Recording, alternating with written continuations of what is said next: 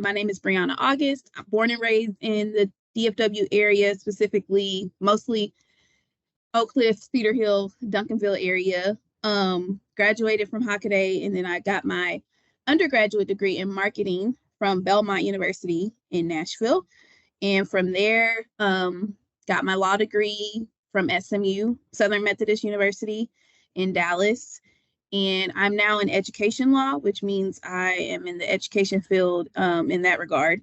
And I currently work for the U.S. Department of Education Office for Civil Rights. And so within that role, in a nutshell, we ensure that educational institutions are abiding by and complying with different anti-discrimination laws.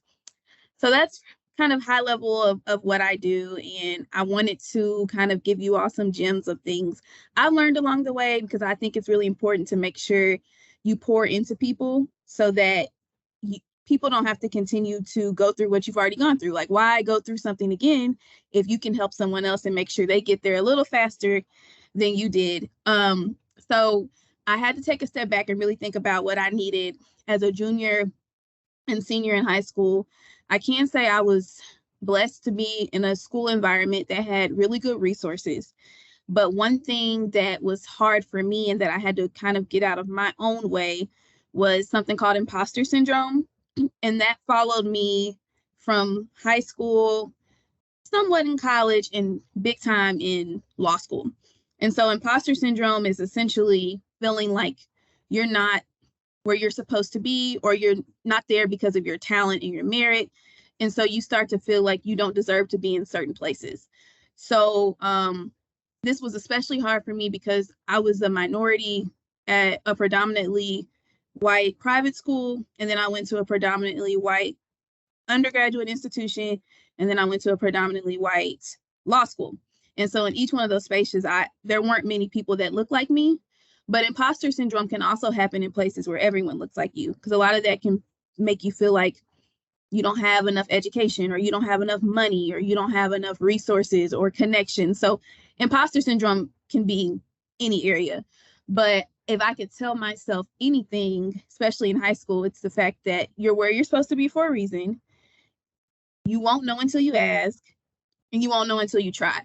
So there were a lot of colleges that I chose not to apply to because I thought I wouldn't get in. And so I kind of cut myself short on opportunities. I'll never know if I would have been eligible to attend those schools or not, because I didn't even give them the opportunity to consider me. And so while I had access to a lot of great resources about what schools I had available to me, I had that voice in my head that wouldn't even give me the chance to try. And so for me, I would definitely tell, you all, as you are preparing to apply to colleges or trade school or start a business or anything you plan to do after high school, give yourself a shot. Don't be the reason why you don't try something new. If anything, apply and let them tell you no. But don't be the reason why you don't even give yourself an opportunity to be considered. So that was something that was really big for me in high school. And I'm trying to think, I graduated from high school in 2011. And so I would say the competition was steep, but sometimes I go to different events now with high school students and I'm like amazed at everything you all are doing. Like certain things that I couldn't even wrap my head around. And I oftentimes think in the back of my head, like, how stressful is that? Like, that is very stressful as a 16, 17 to finish high school. And then you have potentially something over your head saying you have to do all of these different things in order to be successful. And so I would just say, start working on those self-care habits now. I think a lot of times we don't necessarily tell children the importance of, and I'm not calling you children, young adults, but young adults and children, the importance of self-care. A lot of times we wait when it's too late and we're already stressed out and old and tired and everything else, but start speaking life into yourself now. You're going to need those skills in college, at work, when you start your own families, all of that. The stress will continue, unfortunately, the older we get. So I would say as you take on all these cool extracurriculars or start working while trying to do AP classes or working while trying to finish school, take 5 minutes and just, have some time for yourself, unplug, turn some devices off, and just really start to center yourself, because I can only imagine the pressure you're dealing with right now in regard to making yourself stand out for whatever is next. And Portia, feel free if if I need to pivot or anything. Another thing I wanted to share, and this is something that would apply probably, especially college and beyond, is just the importance of resources. And so, especially in college, there are typically a lot of resources available to you. It's just they're not always in your face. And so my advice would be to really open your ears and eyes to the departments on campus. So for example, career services. Have you ever been there before? Have you ever talked to anyone? Have you ever introduced yourself or asked for them to look at your resume? Financial aid. They knew my name very well. So when scholarships were available, I was top of mind because I would always stop by, or I would, just check in and say, hey, do you all have any opportunities? Because even if you have a full ride somewhere, it doesn't hurt. There are other expenses that come with going to school. So you want to be top of mind for different things that come up. Are you utilizing the tutors on campus? If your professor has office hours, are you going? You just want to make sure you're tapping into these resources, because you're paying for them either through money or you pay for it with your time by a scholarship. Like a scholarship is still because you deserved it. Financial aid is because you needed it. So you're still paying your way through school, regardless of how that looks. So I think it's really important to use those resources. And you'd be surprised the amount of people that don't. So you might be the only person at your professor's office hours. That gives you one time attention with them. And if you go to a bigger school that might have 100 plus people in a class, like that's a really valuable time you can get with your professors. So I would just say really, read your syllabus, pay attention to the resources on campus. If they have different seminars that require you to maybe wake up 30 minutes early, sacrifice it and go, because you will not regret it. There were so many opportunities, especially in law school, which I'll touch on that in a second, that were afforded to me just because they knew my name. Prime example, I had a professor who invited the entire class to his speaking engagement. And I was genuinely interested in the topic. And so I went. And I was the only person in the class to go. And so I got a chance to meet so many people at the event. And I think he really appreciated that I came. And so when other internships and award opportunities came up, he nominated me. And that was just off the strength of me sacrificing an hour of my evening to go to that event. And so I would just recommend, resources, and I guess essentially networking, that's an extension of that. Your network is your net worth. And so it really sometimes, unfortunately, is not always what you know, but who you know. And it can sometimes be intimidating if you are, for example, a first generation college student, and you might feel like you don't have the same support system or family members that can relate to your experience, like some of your classmates who might be fourth and fifth generation alums from a certain school. But you can build your own network. Technology is in your favor. So, I've never had a student reach out to me where I didn't respond. I do my best to respond to anyone who reaches out to me on like LinkedIn, for example. And if they don't respond, just move on to the next person. But you can easily Google, let's say you go to UNT. You can easily Google UNT and LinkedIn, and it'll pull up probably hundreds of alums from that school. And maybe you find someone who majored in what you majored in, or they are in the career you want, and just message them and say, hi, my name is so-and-so. I'm a student at this school. I would love to have 15 minutes of your time to discuss XYZ. You'd be surprised the amount of people that would be willing to help you. So, and I think the other thing I wanted to point out is basically it's not necessarily how you start, but how you finish. And so I'll share my journey from pretty much high school to now to kind of give you a blueprint of, I try to make sure I'm transparent about my journey in the roadblocks that came with it, because one thing with social media is I feel like it kind of gives you sometimes the abbreviated version of someone's journey. So I went to Belmont in Nashville. Originally I was a music business major, and I decided to change to marketing. And so I graduated with my degree in marketing. I was pretty involved while in college. And then I got a job working for Ford, the auto company, doing their leadership development program. And I worked as an analyst. And I used that time to decide if law school was for me. And so at the time I was living in Nashville, and I love the company, but the job within itself just wasn't where my heart was. And I had some personal losses. I lost someone very close to me. And so that situation is what encouraged me to move back to Dallas. So came back to Dallas, and I was studying for the LSAT. The LSAT is the test you have to take to get into law school. So it would be like the law school equivalent of the SAT or the ACT. So I came home, I was studying, and I was pretty deflated, defeated. I never thought that 2 years out of college, I wouldn't be working at my dream job or anything like that. So I was in a kind of a state of what's next. And so I got a phone call from a former boss, which goes to speak about networking, asking if I wanted to work part-time with her at the media company I'd interned with a few years back. So I did that for about a year and a half while studying for the exam. I took the exam. The first time I took it, my score was okay. I cannot recall what the score was, but it was enough where I was like, I could get into law school, but not the school of my dreams. And so I took the exam again, and I scored like 10 points better. So that was good.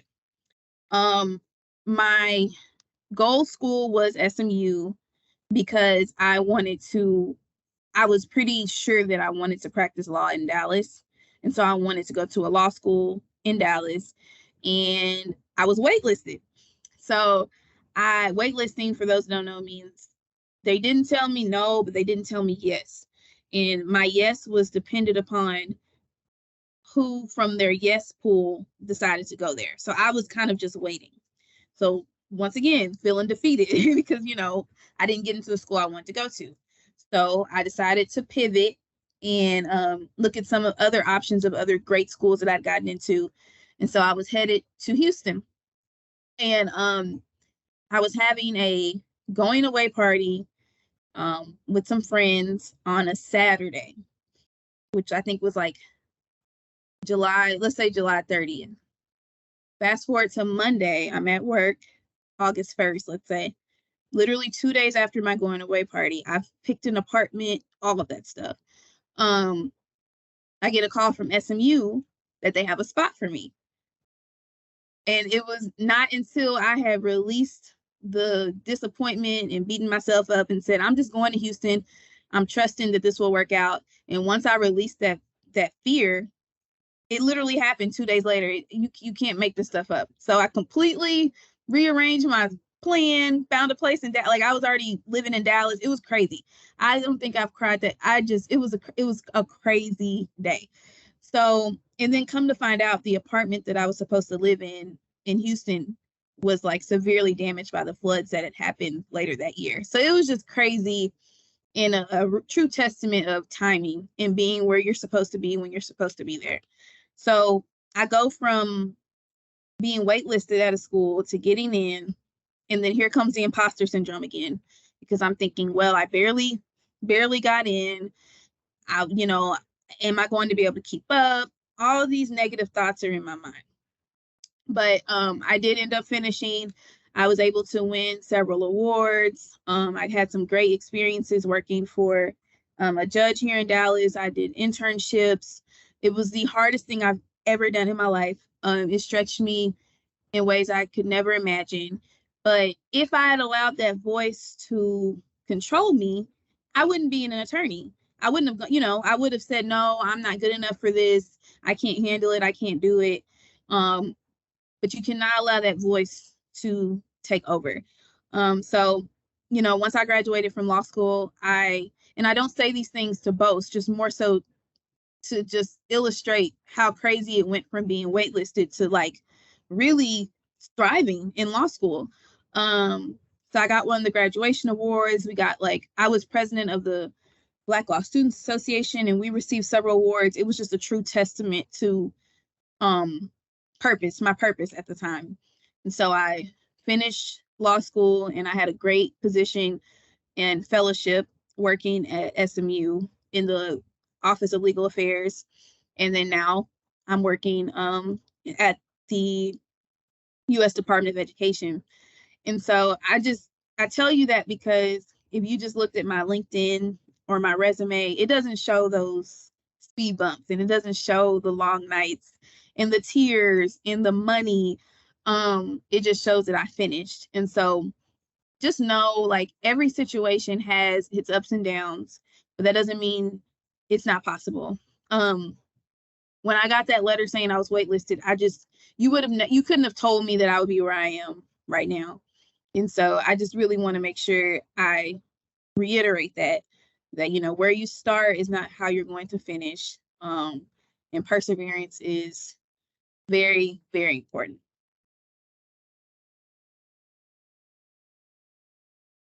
Well, thank you, Miss Bree. Girl, you definitely just inspired me. I'm like, okay, is there anything else I want to do on my list? Is there something else left that I need to do? We Because this is a constantly message. growing. Yeah, I mean, I am trying to figure out what's next. And I didn't even touch on this. With my entrepreneurship, I have Hair and Glam DFW. That literally started because I was stressed out in law school and I needed an outlet for that stress, which goes back to the self-care. And so Hair and Glam DFW is started out as an Instagram platform and has moved on to also do event curation. And so I plug into the DFW beauty scene, DFW entrepreneurs, really amplifying self-care products for women, especially Black women. And I essentially take the headache out of finding your next beauty professional or self-care product or fashion boutique, all locally based in Dallas. 5 years ago, I was like, what are you talking? What? I don't even, I get on Instagram for fun. I don't do all of that. I don't, I like being behind the scenes. So you just got to keep your eyes and heart open because there's so many things you're going to do in your life. At 16 and 17, it's kind of hard to imagine, because I'm 30 now, it's kind of hard to imagine how much you can achieve and how much will change in that time. But I promise you, this is just the beginning. Planning events with 50 vendors and all, I would have never, I was very shy growing up. That was not my thing. I was the one supporting the friends doing those things, but I didn't think it would ever be me. So yeah, definitely never feel like you've gotten too old to learn something new or try something new or change careers. It's never too late to do something different. And I can attest to that. So I'm gonna go to my list and Me see too. what haven't I accomplished and what is something else that I would like to do. You definitely dropped some gems, and I think that it is very important to speak to our youth, especially about self-care, and just embodying what it really is and taking time for self. Like I like how you said, just take 5 minutes to unplug. When we were growing up, I think Facebook had just started. I think I was a junior in high school. So social I was in media high wasn't school. as Yeah. prevalent as it is now. So I'm pretty sure it's different for the youth and feel as if, hey, I have to hurry up and get on social media. I have to share this. I have to share that. But that was a great tip. Just unplugging for 5 minutes. You never know what it can do to your day. Yeah. And of course, we know yesterday is gone. Then the future is, of course, approaching. But in the day and the time that you need to just unplug, it is very important, especially in the time and where we're at within just how life is. So Yep. I definitely appreciate you for just sharing your story, because we all have a story. We all could definitely may have similar, things that we've experienced, but everybody has their own story. And so our career exploration chats are just that, sharing your ups, your downs, what you experience, and tips and things that you can provide to help someone else out. I always say I've always wanted to strive to be what I needed when I was in high school. And so I just appreciate each speaker. I appreciate you for coming to share your story, because it's needed, especially for our Black and Brown students, our youth. I'm definitely seeing individuals in different career paths, different careers, different Mhm. professionals that look just like them. And Yeah. so we're going to continue to keep doing this. We appreciate you. We thank you so much for having your face in the place. And hopefully we can connect again. Oh, do you have something? I just remembered something. I'm so sorry. Oh Is it no, okay if come I on, say, okay, share it, girl. Yeah, come on and share it. okay. Regardless of what you do in life, I don't care what it is. If I can't tell you if you don't remember anything else I said, writing is so important. Being able to communicate is so important. So whether you go to a community college, a 4-year college, trade school, you just decide to start working, all those things are great. But if you can find time to take maybe at least one business class or one speaking class, oh my gosh, like I might not remember anything I learned in undergraduate class, but my business writing class I use every day. Just learning how to draft an email, learning how to do a cover letter, learning how to write your resume. Like I cannot emphasize that enough. Especially because like these days we do so much short form writing. If you can just find one class, and there's so many like free online certifications you can do, that is so important. Because unfortunately, a lot of times these days, the first impression you make is in writing. We do a lot of things digitally, and I would hate for you to be counted out for something just because of that, you know. So you don't have to be a stellar writer, you don't have to be the next Pulitzer Prize winner, but just find some time to just hone those skills enough to where you're confident when you are approaching a new customer or your professor or your boss. I just had to throw that in there. So if you can find the time to just make sure your communication skills are strong, regardless of what you decide to do after high school, that would be probably one of my biggest tips. And I'm done. No, I'm glad that you added that, because that is something that I'm always speaking to when, we're connecting and we're networking, as you stated. Mm-hmm. I'm always saying it's important, because those are a lot of skills that I think sometimes are forgotten about. It's like Yeah. push you to college, or you're going to work, let's get you this, but those emails, how you write, how you articulate, how you're able to describe what you're stating, they're very important. And Yes. sometimes it's like they're forgotten about, but they're soft skills. These are the Mm-hmm. things that, I feel like within our generation we learned. And it Yeah. might be some things that this generation can teach us, but we can't forget about those skills, of course, that are needed, that are still prevalent to this day. You still got to Mm-hmm. send an email. You still got to reach out to people. You still got to know, of course, as you were speaking to, networking. Can't just go up to someone as if they're your friend and you're just meeting Right. them for the first time. And Right. I'm pretty sure there are some people that are very comfortable to where it feels like your friend, but you still want to make a great impression. So Yeah. that was a great tip. We could have started that. That could have been the I whole know. video. I'm like, Yeah. that could have been at the top of the video, because that's so important. Yes. I'm And glad you spoke to it. I'm so glad I remembered because I jotted that down to make that known. And my mom's an English teacher, so she would be very happy to hear me say that. But like I said, I'm not saying you have to go major in English. Just, don't don't sleep, as I said, don't sleep on that skill. Like it's really important. And I've seen it firsthand where someone might be like really talented, really passionate, but they were judged by their cover letter or they were judged by how they sent this email. And it's unfortunate and it's not fair. But it's just the reality of the world we live in. So No, and that's really true. So thank you for adding that. That was yes. good. That's a good nugget right there. Now we can take that to the bank. No, but thank you so much, Brianna, for sharing your Wednesday with us. We really appreciate it, and we look forward. Excuse me. We look forward to connecting with you soon. So, Thank you for thank having you. me.